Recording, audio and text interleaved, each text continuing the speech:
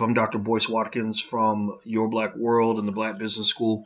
I want to talk for a second about this article I was reading today about 50 Cent, where they were basically he's in the middle of this craziness with bankruptcy court, where he's got a judge that's telling him he's got more money than he says he has, and then he's explaining the hip hop lifestyle, basically to help deal with the fact that if you go to court, if you go to bankruptcy court and you claim to have fewer assets than you're supposed to have, it can lead to real legal complications, real serious complications, and in some cases, maybe even some criminal proceedings if you're not careful.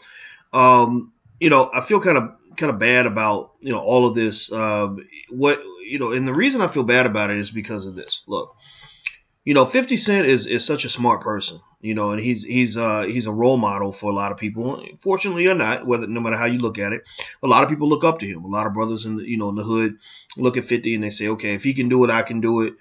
He's a businessman, I can be a businessman, etc. And I applaud that. I think 50 is as smart as anybody when it comes to making money. He certainly has more money than me, so at least when it comes to doing that, maybe that makes him a little bit better. I never got shot 9 times, so I guess I don't have that same cred that he's got. But at the same time, here's the thing. The problem that I see with all of this is, number one, okay, so whether 50's lying or it isn't lying, he's telling the judge that, that this money isn't real. The pictures I'm taking, myself covered with money on Instagram, that's all fake money. The lifestyle's fake. The mansion I had in Africa is fake. It's all a big lie, right? So he's saying that to the judge. But then there are people who are saying, no, he's really got stuff. He's just saying that to the judge because he's in trouble for his bankruptcy proceedings or whatever. And so to me, it's kind of a situation where it's sad either way. It's sad if he is lying. If he's telling the judge something that is not true, that's only going to make his life worse, right? Because it's going to create a whole lot of complications for him legally that I can't imagine the headaches that come with that. And then if he's not lying to the judge, if he's saying, look, I'm just faking it, I really don't have all of this stuff. Well, that's kind of sad too. That's kind of a sad reflection of just where we are as a community, where we kind of got to, really with hip hop between, say, 1993 up until about 2008, 2009. Hip hop went through what I would almost consider to be the dark ages, where everything that was ignorant was being heavily promoted. Everything that was destructive was being heavily promoted. Everything that would lead to a life of misery and potential genocide was being heavily promoted, whether it was extreme drug use, sipping on syrup and whatnot. You got these brothers dying at the age of 41, 42 because they lived this hard life. Or if it was violence, the shooting or whatever that led to the deaths of Biggie and Pac and deaths of countless other young black men, whether it was financial irresponsibility that has led to many of our most intelligent, most economically sophisticated, most iconic people ending up in bankruptcy court, ending up in tax trouble. And why was this? Well, if you speak specifically on the financial angle, you kind of see people in this very fake it till you make it kind of mindset. The problem is that you never really make it. That's the thing. I mean, 50 Cent was supposed to be a person who made it, but yet, even though he made it, you still see him in bankruptcy court. You still see him cooning for attention. And I'm not afraid to say it's cooning. I'm not saying he's a coon. I'm saying that it's coonery. When you've got to really act ignorant to get the attention of your people, what that really says is that a black man is not respected for being a man, a responsible, intelligent man. You have to be some kind of court jester. You have to be some kind of circus clown to make people look at you. You got to end up on World Star doing something crazy. And I can tell you this, the white man ain't never going to respect you, black man, if you never set yourself up as a man. If you always set yourself up as a court jester, then people will never see you as the king. The court jester can't be the king. The jester is the clown. The jester is there for entertainment. The jester is there to make people laugh. The jester is there to give people something to think about when they're not thinking about serious things. In a way, it's almost like the way a man has his wife that he respects and then he has a side chick that he doesn't respect. Well, black people are kind of America's side chick. They come to us when they want to look at something they don't respect. When they want to learn about being gangster and acting a fool or whatever, throwing your money up in the club, that's what they look at black people for. But when they're thinking about important things like the development of technology, licensing patents, building skyscrapers, setting up military technology and strategies, setting up banking systems, they look toward each other. So, what I would generally say is that what disappoints me about 50 Cent and this whole craziness about him lying about having a house, this, that, and the other is that, I don't know if 50's 40 years old or not yet, but if he's not there, he's close to it. At what point? At what point can you quit the cooning? At what point do you stop taking stupid pictures on Instagram of yourself covered with money? I mean, you're not 21 years old. Maybe this is something that a young person does if they're not serious. But I can tell you, I know a lot of young people who at 21 who are working hard on their own businesses who are multimillionaires by the time they're 25. If you don't take yourself seriously, black man, the world will never take yourself seriously or take you seriously. You have to take yourself seriously before anybody else does. And so it does bother me when we've got millions of young black boys and girls growing up in households where there is no male role model around, number one. And that's why a lot of these kids, unfortunately, are growing up to be mentally weak. They don't understand what manhood means in a world where there are people out here hunting you like an animal who really want to kill you, who really want to see you incarcerated for life. But then also, those men who we do look up to, the business role models that people know the most and embrace tend to be entertainers who are so busy engaged in coonery and keeping up with the Joneses and giving black people's money away for European products that they're not actually able to develop and build anything that's going to last. You understand? I mean, to really build a nation, to really build something that's meaningful in this world, you really have to have a certain kind of vision. What I encourage people to do is really go study how America was built. I mean, we know slavery, we know about that part of it, but really study those who didn't get involved in the slavery and all that, who really built industries, who started manufacturing facilities and all that stuff. Look at how they conducted themselves in their teens and in their 20s and in their 30s, and then think about how we approach things, and just understand that we got to start taking ourselves seriously.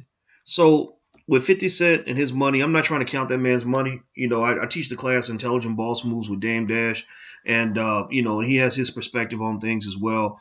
And what I respect about Damon's approach to things is, he admits that he was a part of that culture, but he also understands that as a 44-year-old father, there's a time where you remove yourself from that and you start becoming something of a role model for the community. You don't relate to young people by trying to act like you're one of them. You relate to them by providing guidance and mentorship that is appropriate for the age that you've reached. So that's what I would just hope 50 Cent would consider one day. I don't know 50. I know a lot of people who know him, so maybe we know each other indirectly. And this is no disrespect to him at all. But I just see a brother who's very intelligent, and all this cooning, it's not good for our kids. Our kids need to see something real. They don't need to see you pretending to have more money than you've actually got. They need to understand the real struggles of a businessman who's making deals and making moves and trying to build something special. That's what young people need to see. Because if they don't see what's real, they're going to think everything's about fast money and all this other stuff, and that's not accurate. Get it for those young people who are watching right now. Anybody under the age of 35, because I guess that would make you a young person compared to me. But anybody older than me, you can listen to this too. Understand, building an empire requires day-to-day, very serious commitment. It requires consistent, nonstop education of yourself so you can always grow. Getting educated and learning all the time does not mean you're acting white. That's some old retarded shit somebody told you somewhere. No. It is about learning and growing and building and pushing and constantly making deals to make things move. On my way back from the airport today, I was on the phone constantly making deals, making moves. And that's it. The coonery, let's take that off the table, brothers. I mean, for real, it's time to move forward to the next generation of hip hop. And I just think that we have so many brilliant black men in hip hop that can do so much good for the world. They know that a lot of this is bullshit. They know that a lot of what you see in hip hop is stupid. They know that it's self-destructive. There's almost nothing that that a lot of that you would hear regularly on the radio as a black man that would build you to have an empowered and a strong life. Nothing. There's nothing that's gonna make your life will never improve if you run around having sex with every girl you see and making babies all over the place. It's gonna ruin your life and give you STDs. There's nothing that's going to come good of you toting a gun and talking about I'm not scared to use it. There's nothing good that comes from getting high and drunk all the time. You hit the age of 40, you start getting cancers and kidney failures and heart disease and all these other things, all these other breakdowns of your body because your body can't handle that lifestyle anymore. There's nothing good that comes from remaining ignorant your whole life. There's nothing good that comes from being happy about going to prison and being proud of that. Like that's some kind of a good thing. There's nothing good about throwing all your money away. You throw all your money away, you're throwing your power away. You see, manhood is measured by how you're doing in terms of wealth and power. That's how women look at you. That's how the world looks at you. That's how America looks at you. So if you're a black man and you've got access to resources, why in the hell would you be stupid enough to just go somewhere and just give all your money away to white people? What the hell's wrong with you? Do you understand how mentally ill that is? Do you understand how stupid you have to? Do you understand how literally brain dead you have to be to really think that it makes sense for you to get your money and show your wealth by giving all your money right back away to your oppressor? That makes you look like the dumbest idiot on the face of the earth. So, most brothers understand this, but I would just say to any black man listening, don't be dumb. Fortify yourself. Build your strength.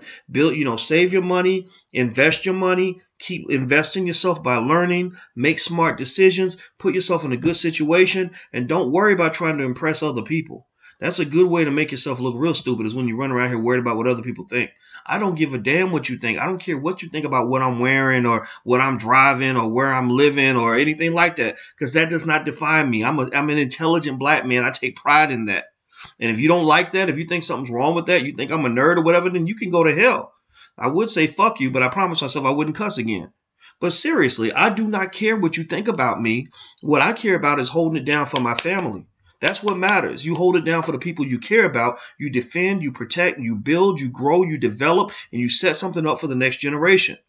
Your family should not be at your funeral holding out a collection plate trying to pay for the cost to bury you. That's the dumbest thing in the world. That's ridiculous, because health insurance costs about $20, $30 a month, or something less than that. A lot less than what we spend at the club, at a Kevin Hart movie, on a pair of Jordans, all these other things that we think we're supposed to buy.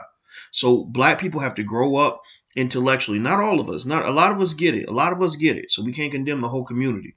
But those people who are quicker to run toward coonery than we ought to run toward education, you got to reconsider your programming. You've been programmed to think that way about yourself. You've been programmed to not take yourself seriously and to see yourself as the court jester. And if you're always seen as the court jester, you'll never get to be the king or queen. That's just a fact. So I'm not picking on 50 Cent. No disrespect to him. He's much bigger than me, so I'd hate to see him and have him punch me in the face. But it's okay. If he does, I'll take the punch like a man, and then we'll have a talk after that. All right, guys. Well, I'm going to get on out of here. By the way, we're on the Black Economic Empowerment Tour right now. We're going to be in Chicago on March 26th. It is going down. There's going to be 1,000 people in that building at the historic Harold Washington Center on the south side. That's where I love to be, in the south side near my people. March 26th. You can buy tickets at thedrboycewatkinstour.com. That's thedrboycewatkinstour.com. We're also going to Baltimore shortly after that, and a bunch of other cities. So go to the tour. Just sign up, even if we're not going to your city yet, and you'll be alerted when we come to your city, because I want to go everywhere and just talk about this wealth building thing. That's what my PhD was for. It's for me to I earned it, and I'm giving it back to the community. So take a visit, thedrboycewatkinstour.com. Talk to you guys soon. Peace.